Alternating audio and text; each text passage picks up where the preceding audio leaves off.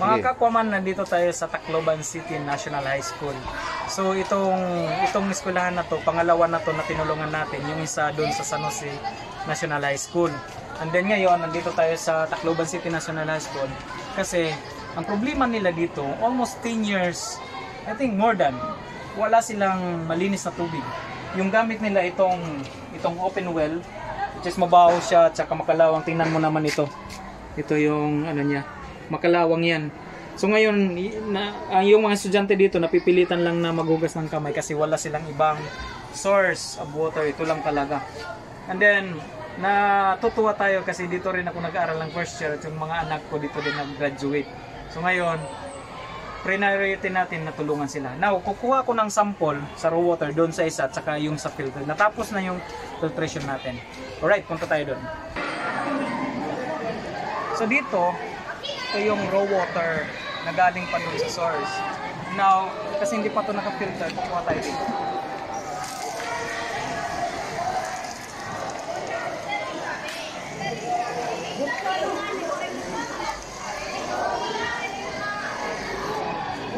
Ayan. Bintahan nga ito kasi hindi marami yung ano niya, pero tingnan mo naman yung quality. Right. Tapos, punta tayo doon.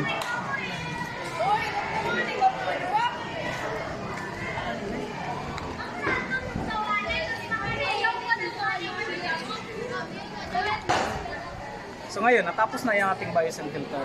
Dalawa yung nilagay natin dito. Meron tayong 2,000 raw water tank. Meron tayong dalawang filtration gamit yung 200 liter. And then meron tayong product water na 2,000 liter. Now, kinunik na natin ito dito. So ngayon, kukuha tayo ng sample doon sa naka-filter.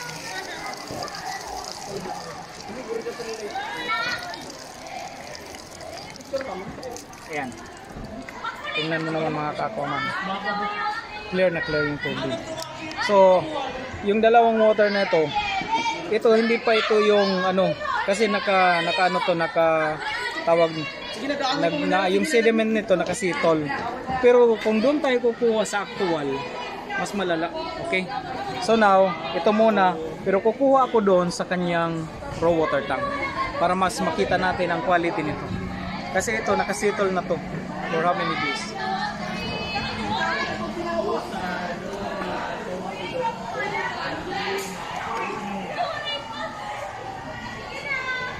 So yan.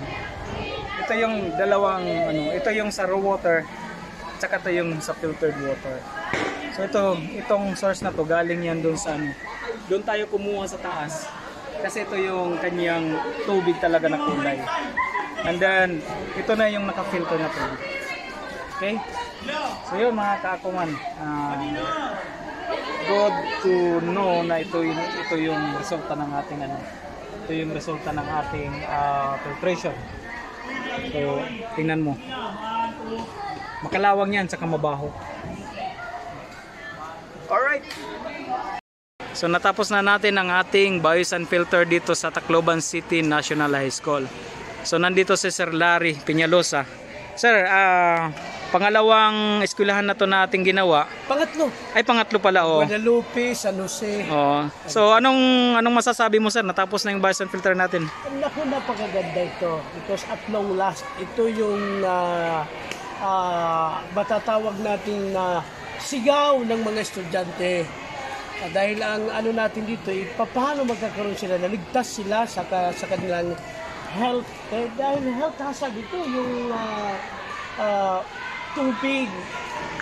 Kinagalang good, malimpyo nga tubig para tirapan pang araw-araw na gawain nila, lalong-lalo na sa mga laboratory room, sa CR, sa comfort room, at sa kanilang pang araw-araw na panlinis. Kailangan natin yung malinis na tubig. So before, sir, maano talaga yung quality kasi kahit nga ako nag-hand washing ako, nangangati yung kamay ko.